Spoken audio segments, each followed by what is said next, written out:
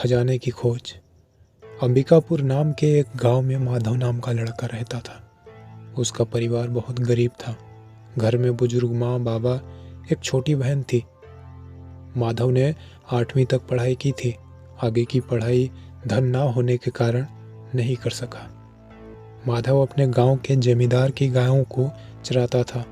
रोज शाम को जब माधव गाय चरा कर आता तो जमींदार अन्न दे दिया करता था, जिससे उसके घर का चूल्हा जलता था। माधव के घर में कुछ प्राचीन तस्वीरें थी। उस तस्वीरों में एक बुजुर्ग व्यक्ति जो कि बंदूक लिए खड़ा था। जब भी वो अपने पिता से उसके बारे में पूछता कि बाबा ये कौन है और ये तस्वीर किसकी है और कैसी है, उसके बाबा अपनी गर्दन को झुका लेते थे और कहते थे, कुछ नहीं बेटा, ये सिर्फ फोटो है, एक मात्र सिर्फ फोटो है। और माधव भी आगे अपने बाबा से सवाल नहीं किया करता था। समय बीतता गया। दिवाली नज़दीक आ चुकी थी। हर जगह खुशी का माहौल था। माधव जब शाम को जमींदार की गाय चरा कर आता है तो जमींदार उसे कुछ पैसे और नए कपड़े देता है और कहता है, माधव 2 दिन बाद दिवाली है, तुम काम पर मत आना। अपने घर की साफ सफाई अच्छे से कर लेना। इस काम को मैं किसी और को दे रहा हूँ। जाओ, तुमको मैं छुट्टी देता हूँ 2 दिन के लिए।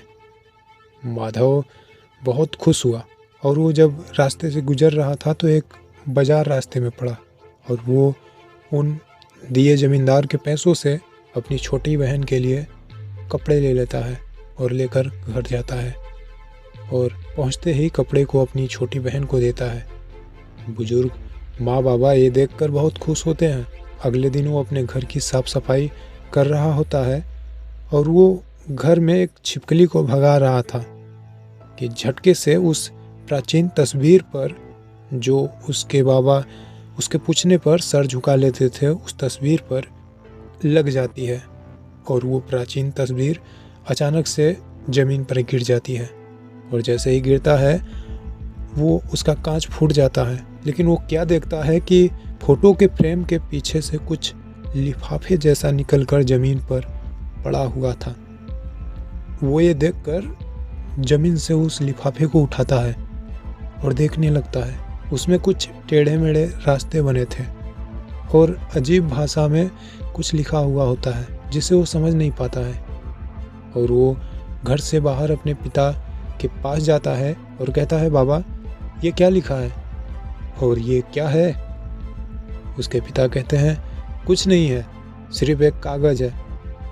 माधव बोला, बाबा आप मुझसे कुछ छिपा रहे हैं, मुझे बताइए क्या है ये, और ये फ़ोटो किसकी थी? तब उसके बार बार जिद करने के बाद उसके बाबा ने उसे एक कहानी सुनाई। बोले, बेटा ये तुम्हारे परदादा का फ़ोटो है। वो पहले राजा महेंद्र के महल में एक सिपाही थे। एक दिन दूसरे राज्य के राजा ने राजा महेंद्र के महल पर चढ़ाई कर दिया।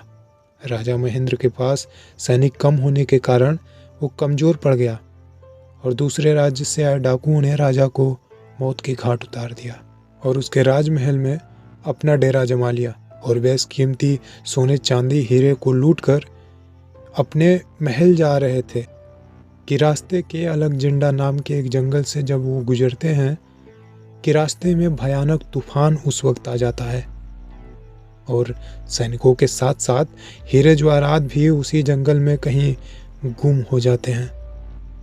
माधव पूछता है, बाबा क्या ये दादाजी भी खजाने की खोज में निकले थे?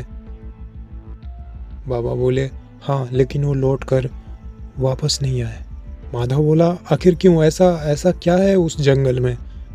माधव के पिता बोलते हैं, उस जंगल में बेटा सैनिकों की आत्माएं हैं। उस जंगल में जाना खतरे से खाली नहीं है।